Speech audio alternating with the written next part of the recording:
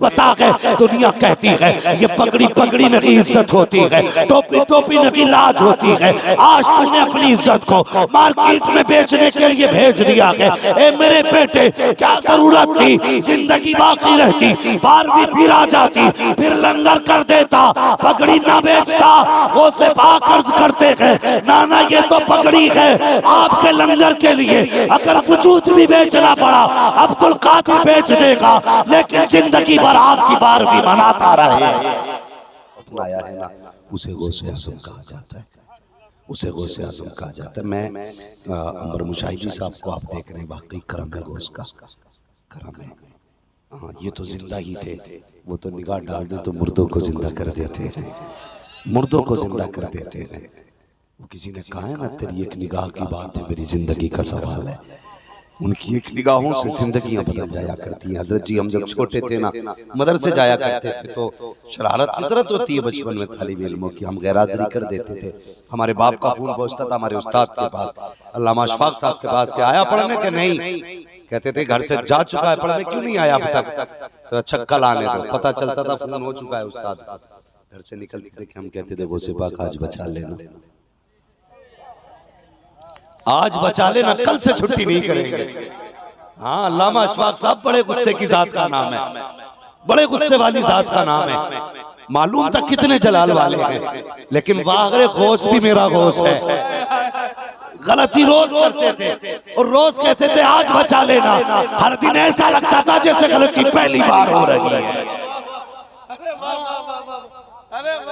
बचपन से देखा है, बचपन से देखा है ये क्या उन्होंने हम जैसे को निभाया, और आज तक खुदा की कसम, आज तक सुन्नियों मुसीबत आ जाए ना, बिना सोचे गौसे आज़म को आवाज दे के देख लेना, बिना सोचे।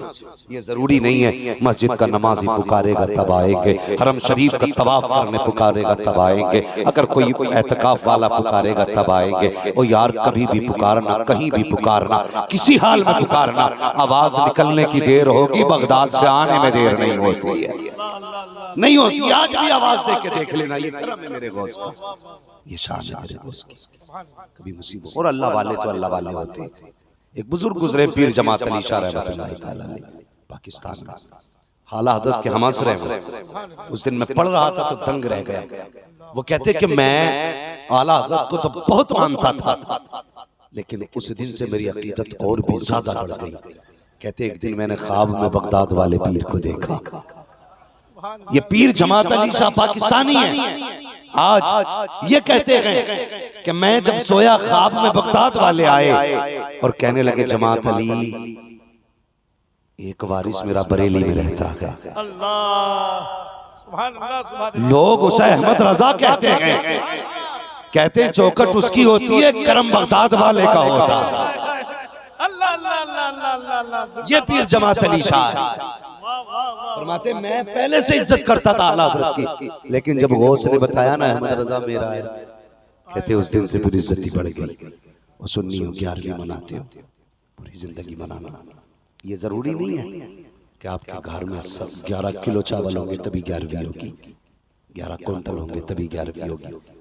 अगर 11 ग्राम भी हो ना, 11वीं कर डालना, 11वीं कर डालना।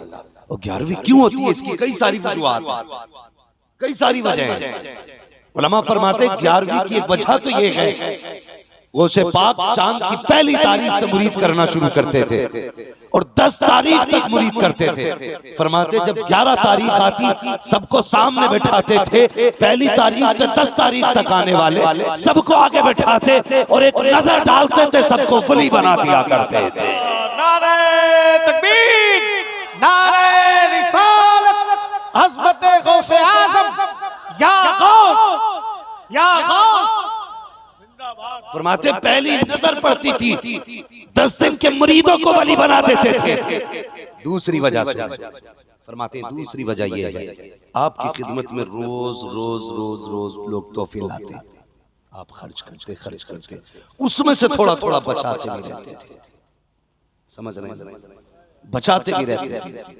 लेकिन जब 11 तारीख आती थी सारा इकट्ठा करके जितना पूरा महीना लंगर होता था ना, उतना हुजूर के नाम का 11 तारीख में गौसे आजम लंगर किया करते थे। 2 बजे हो गई। तीसरी वजह 11वीं की उलमा फरमाते हैं कि यूं तो गौसे पाक का हर 11 तारीख की 11वीं शब बाद 10 दिन गुजार के 11वीं शब में हुजूर के नाम का लंगर करते थे।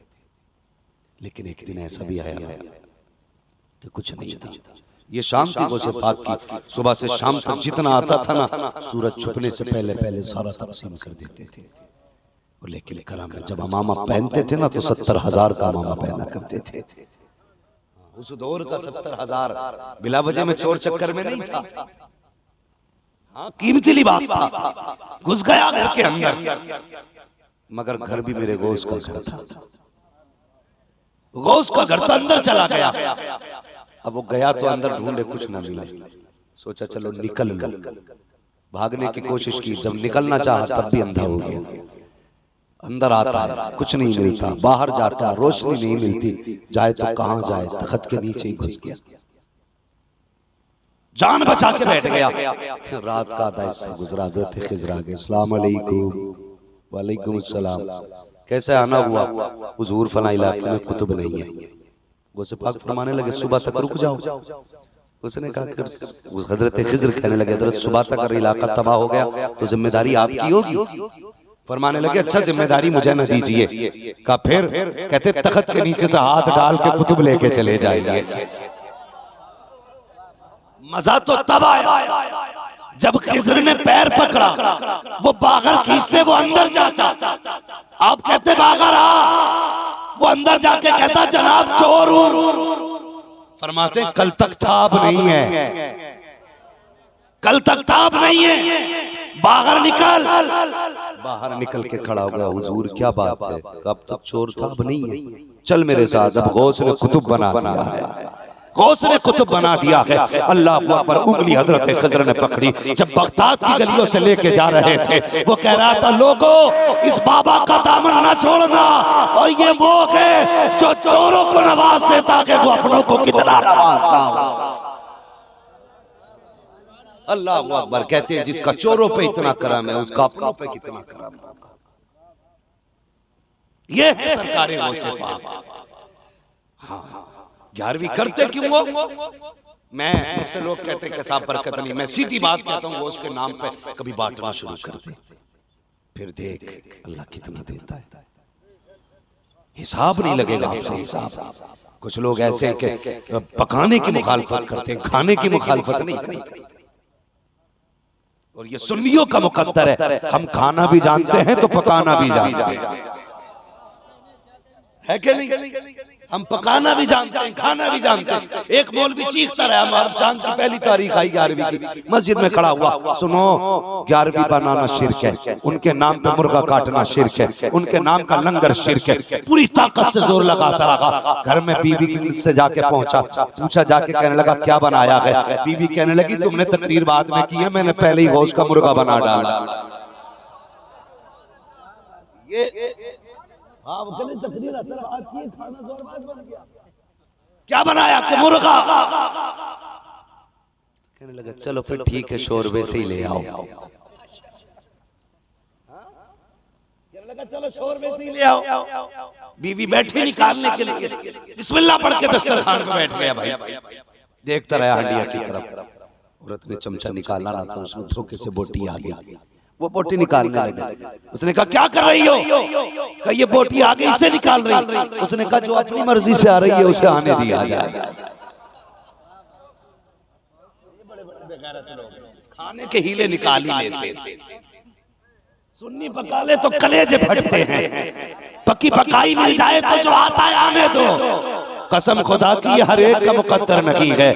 इसे वही खाएगा जो बगदाद वाले का नौकर होगा,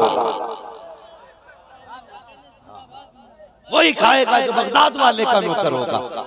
हर मुंह ऐसा नहीं जो 11वीं खा सके, और हर एक को हजम भी नहीं होती। लोग कहते बुजुर्गों ने फरमाया कि कुत्ता शहद नहीं खाता है। क्यों?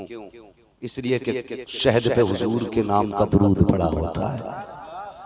और कुत्ते का लुआब नापाक है, कुत्ता भी जानता है मेरी ये औकात नहीं मैं जिस पे हुजूर का नाम हो उस पे मुंह लगा सकूं। अल्लाह अकबर, जब कुत्ता शहद नहीं खा सकता तो ये खन्नास 11वीं का लंगर कैसे खा सकता? अरे का मुकद्दर नहीं। और कभी लड़ना नहीं भाई, कोई क्या मैं लंगर नहीं खाता, समझ लेना, लड़ना नहीं है, समझ जाना। इसलिए कि कुत्ते शहद,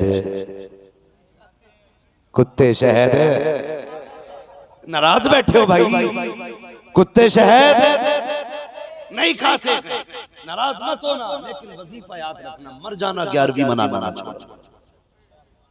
हमारी कौम का अजीब मसला है, जो लखपति है ना वो भी 11 रुपए निकाल के दे रहे हैं। 11 रुपए से बड़ी निस्बत है भाई, कौन सा मौलवी ने बता दिया? 11 रुपए जरूरी नहीं, 1100 भी दे सकते हो, 11,000 भी दे सकते हो। अल्लाह ने वसअत दी है तो उनके नाम पे 11 लाख भी दे सकते हो। हाँ, 11 रुपए लोगों ने खेल बना लिया, फिर कहते बरकत नहीं हो रही, वो सिफात को पता नहीं तेरी जेब में कितने रखते थे। जब गाड़ी लोड होके जाती है ना बिजनेसमैन की और उसमें 11 लाख का फायदा होता, कहता बड़े पीर बचा लेना, अगर मिल गया ना, बच गया तो तुम्हारे नाम पे सदका करूंगा। गाड़ी ने 11 लाख छोड़े, 11 रुपए निकाल के कहता जब मस्जिद में देखे, शर्म नहीं आती? अगली बार एक्सीडेंट नहीं होगा तो जब भी उनके नाम पे लुटाओ, ये याद रखना, अपनी हैसियत के मुताबिक जितनी आपके पास पावर हो उतना करो। फिर देखो बगदाद से कितनी मदद आया करती है। बंदा सोच ही नहीं सकता गौसे पाक कितनी पावर वाले। एक साहब के मुरीद थे, कहने लगा हुजूर मैं जाना चाहता हूँ, कहाँ? के तिजारत के लिए। कहने लगे मत जा यार, खतरा रास्ते में, खतरा है। फिर आगे अपनी दुआएं ली, कहने लगा हुजूर इजाजत दे, जाना चाहता हूँ। बड़े पीर ने फरमाया जाओ, खैरियत से जाना, खैरियत से आना। जब इधर से गए ना, पता चला रही ये तो वो बंदा है जिसको रास्ते में डाकू कत्ल करेंगे और ये वापस नहीं आना है लौट के, और मैंने इसको दुआएं दी हैं, खैरियत से जाना, खैरियत से आना। गौसे पाक ने फरमाया ये सब कुछ होगा लेकिन ख्वाब में हो जाएगा। जो जिंदगी में हकीकत में होना था गौसे पाक ने ख्वाब में टाल दिया।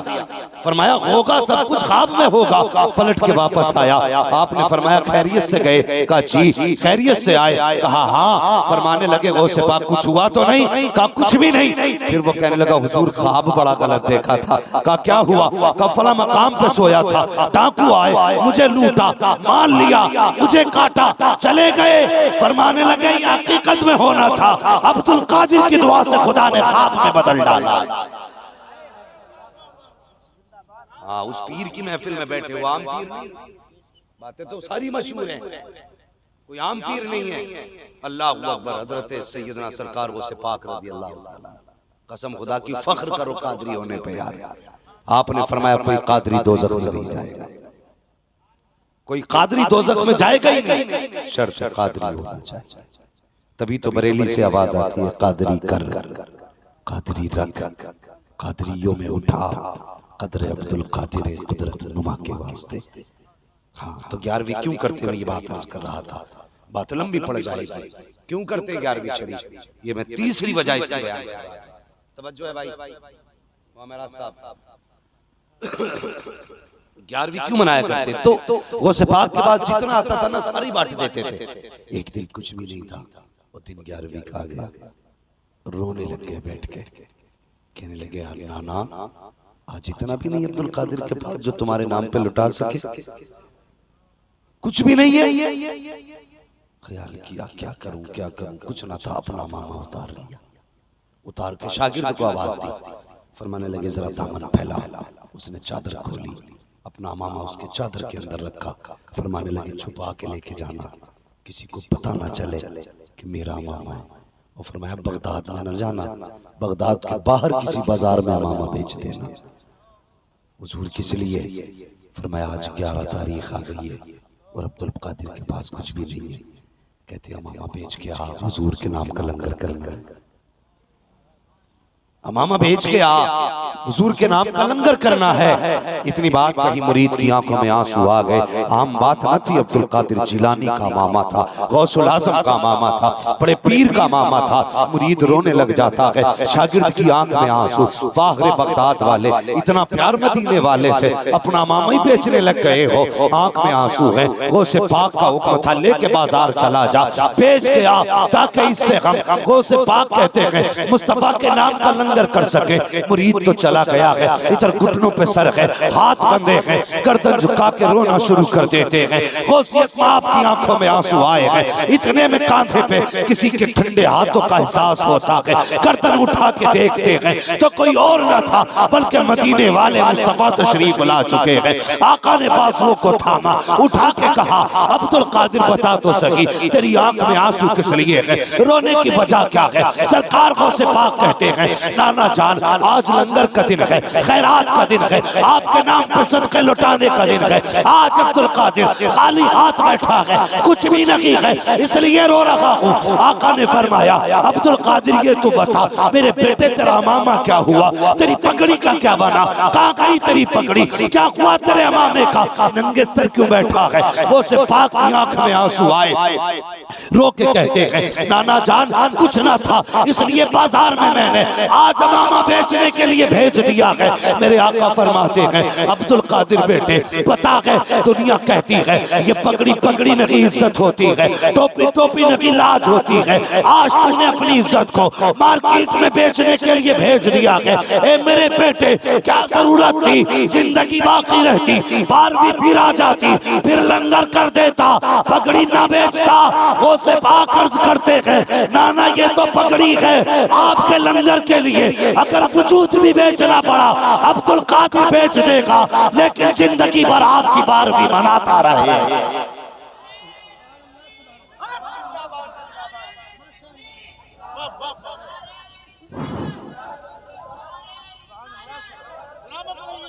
जिंदाबाद जिंदाबाद।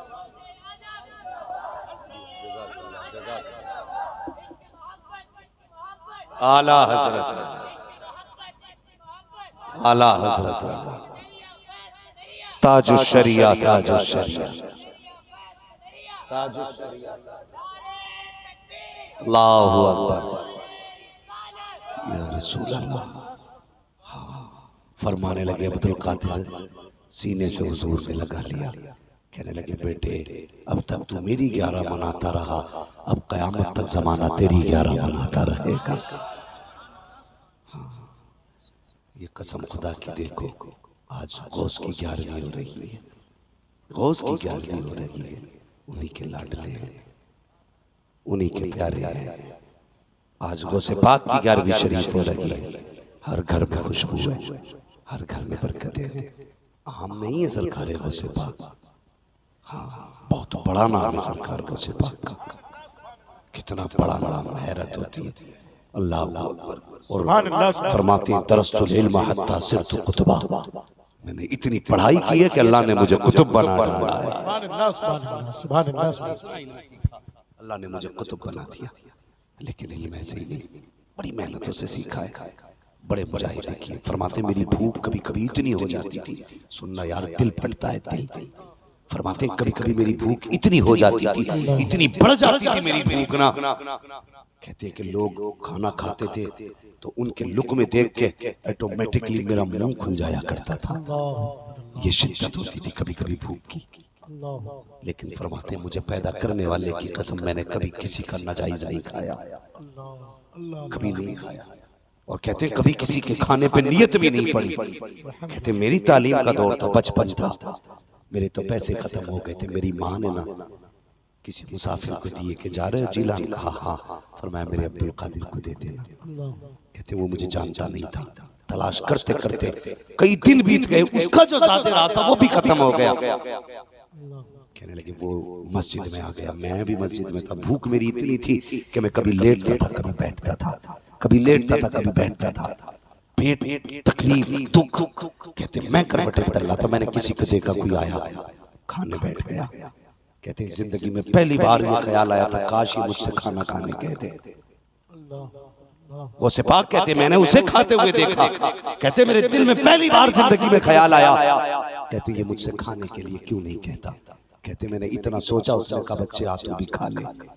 कहते मैं उठ के गया और जैसे ही जाके बैठा उसने खाने से पहले सवाल कर लिया, बेटे अब्दुल कादिर को जानते हो? मैंने कहा क्यों? कहा कि ये उसी के पैसों का खाना है, उसकी माँ ने भेजा था, उसे तलाश करते करते मेरा पैसा खत्म हो गया, मैं उसी के पैसे से खाना खरीद के खा रहा हूँ। अल्लाह अकबर, मुस्तफा के बेटे कितने ज़र्फ वाले हैं यार, कितने ज़र्फ वाले हैं। उसने कहा उसी के पैसों का खाना है। आपको जब ये पता चला मेरे पैसों का है, आपने नहीं कहा मैं ये अब्दुल कादिर हूँ, और इसलिए नहीं कहा अगर मैं कह दूंगा शायद इसके हाथ रुक जाएं, शायद इसकी नजरों में हया आ जाए, शायद ये गैरत से पानी पानी हो जाए, मुस्कुराते रहे, खुद भी खाते रहे, उसे भी खिलाते रहे। जब खा के फारिग हुए कहते किसे ढूंढ रहे थे? कहा अब्दुल कादिर को। तो मुस्कुरा के कहते हैं जिस अब्दुल कादिर की तुझे तलाश थी वो कोई और नहीं, मैं ही अब्दुल कादिर जिलानी। नारे तकबीर, नारे रिसालत, अज़मते गौसे आज़म, फैज़ाने गौसे आज़म, अल्लामा मुफ्ती हम्माद रज़ा साहब क़िबला मुरादाबादी। ये है उनके घर की ज़र्फ़ियत और उनके बच्चों के दिलों की गुंजाइश। आज बंदा एक लुकमा खिला दे ना तो खाने से पहले कहता है ये जो टेबल लग रहे हैं ना इस पे खाना मेरी तरफ से चलेगा। आज हम मजाक बनाने के आदी हो गए। मैं दुआ करता हूँ अल्लाह किसी के बच्चों को यतीम न करे।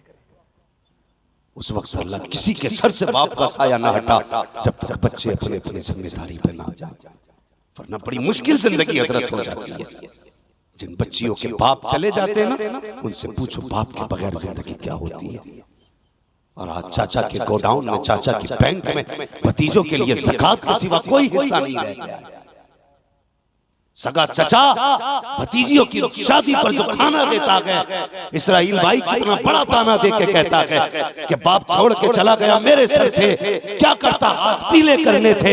ये जो टेबल पे खाना लगा है ये मेरे पैसे का है, ये जो बेटियों का जहेज लगा है ये मेरे पैसे का है। और जालिम तूने ज़कात का पैसा निकाल करके बच्चियों का जहेज मंगाया है, खैरात का पैसा इकट्ठा करके तूने यतीम की शादी के खाने का इंतजाम किया है, और फिर लोगों का हाथ पकड़ पकड़ के रहा है इस पे जो खाना चल रहा है ये मेरे पैसों का है। इसका बाप तो छोटा छोड़ के चला गया था, मैंने पाला था इन्हें, आज रुखसत भी मैं कर रहा हूँ। वो हया कर तुझे क्या पता है जब ये आवाज बेवा के बच्चियों की कानों तक जाती है और वो जीते जी मर जाया करती है। कितनी बेटियां आज तक 10 साल शादियों को हो गए हैं लेकिन ससुराल में सर उठा के न चली है। पूछा गया बेटी बता तो सकी आज तक ससुराल में झुक के क्यों चलती है? रो के कहती है 10 साल निकाह को हो गए हैं, निकाह वाले दिन मेरे चचा ने गांव के सामने हमें इतना जलील किया था कि आज तक हम सर नहीं उठा पाए हैं। जब जहेज देखने लोग आए थे चचा कह रहा था मेरे पैसों का है, जब लोग खा रहे थे वो कह रहा था मेरे पैसों का है। जो जोड़ा मुझे पहनाया गया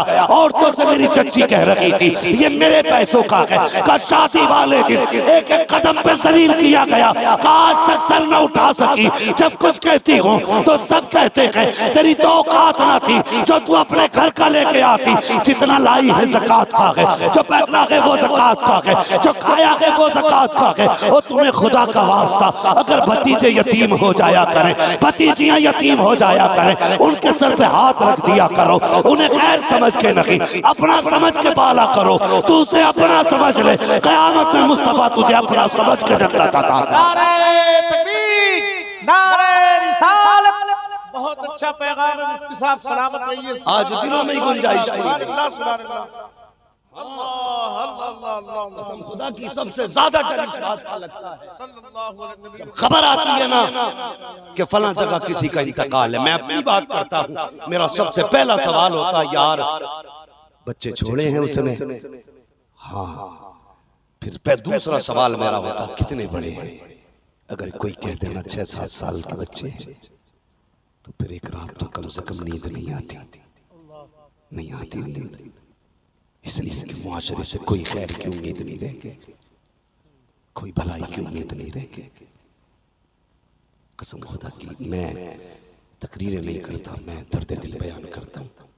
हम तो यतीम को उस वक्त तक एक वक्त का खाना नहीं देते जब तक उससे खाने के बदले में काम नहीं ले लेते। हाँ, मैं एक दिन देख रहा था छोटा सा बच्चा यार ईंट छत पे चढ़ा रहा था, छोटा सा बच्चा, रोना गया देख के। दुआ करना अल्लाह किसी को यतीम ना करे, किसी के बच्चे को अल्लाह यतीम ना करे। और यार कभी दूसरों के यतीम बच्चों को देखा करो ना, तो फिर अपने बच्चों को याद करके उसके सर पे हाथ रख दिया करो। उसका कर्म कितना बड़ा है कि तुम्हारा साया बच्चों के सर पे उसने रखा है। कल शायद तुम ना हो, तुम्हारे बच्चे यतीम हो। कभी सिर्फ अपनों को ना देखना, सिर्फ अपनों को ना देखना। बड़ी मुश्किल जिंदगी हो जाती है, बहुत मुश्किल। दुआएं करो अल्लाह किसी के बच्चे के सर से बाप का साया ना हटाए, ना हटाए साया। दिलों में गुंजाइश नहीं रह गई हमारे। मैंने बुजुर्गों को यहाँ तक फरमाते सुना, कहते जब बंदे की रूह निकलती है ना, वो दरवाजा पार करती है, लोगों को रोते छोड़ता जाता है ना, वो कहता ख्याल करना मेरे लिए तो रो रहे हो, लेकिन तुम्हारे पीछे एक बेवा छोड़ के जा रहा हूँ, 3 यतीम छोकरे छोड़ के जा रहा हूँ। इन्हें रोटी देने से पहले इनके कपड़े ना उतरवाना, इन्हें टुकड़े देने से पहले कभी इनको गुलाम न बनाना। ये हर बाप कहता हुआ जाता है। वो यार यतीम देखा करो तो सीने से लगा लिया करो। सबसे ज्यादा जोर मेरे हुजूर ने यतीम की शफकत पे दिया है। और कितना बड़ा जब मेरे मुस्तफा ने तय किया, फरमाते हैं जो यतीम के सर पे हाथ रख देगा, जितने बाल हाथ के नीचे आएंगे अल्लाह उतनी ही नेकियां अता फरमाते हैं। दिलों में जगह नहीं रह गई, जलील कर दिया। पहले सगा चचा भी या भतीजी को रुसवा कर रहा है, पूरी जिंदगी ससुराल के ताने बर्दाश्त करती है कि जा कम बोला कर, तेरे बाप ने इतना भी ना छोड़ा जो तेरी शादी में खाना हो जाता। चचा के कर्म पे यहाँ तक पहुंची है। अगर भतीजियों की शादी करने लगो ना तो कभी जलील ना करना, जलील ना करना। पता ना देना यार, सरकार को सिखा पूरा खाना खा लिया, ये नहीं बताया किसका है। जब पेट भर गया कहने लगे अब्दुल कादिर को ढूंढ रहे थे, कहा हाँ। कहने लगे फिर मैं ये अब्दुल कादिर। उसने कहा चीख निकल गई हो के कहने लगा जनाब ये बात तो पहले भी बता सकते थे, मैंने आपके पैसे का खाना खाया। फरमाने लगे हाँ मुझे भी पता है ये खाना मेरे ही पैसे का है, इसलिए कि अब्दुल कादिर का दिल भी हर किसी के पैसे पे नहीं जाया करता है। फरमाने लगे मुझे पता था मेरा है, तभी मेरा दिल इधर आया। कहने लगे बेटे पहले क्यों नहीं बताया? फरमाने लगे अगर मैं बता देता शायद तेरा हाथ रुक जाता। और कहने लगे हुजूर के बेटे हैं, हम किसी का हाथ रोका नहीं करते, हम तो रुके हाथों को चला दिया करते। ये सरकार से पाक की शान है। आज दिलों में गुंजाइश कोई नहीं, कहने को कादरी साहब लंगर सब खाते हैं, 11वीं भी सब करेंगे। जगह कर यार, जगह नहीं है, माफ करना सीखो। सरकार से पाक के जमाने में वो था ना, क्या नाम था उसका, गवैया, गाना गाता था।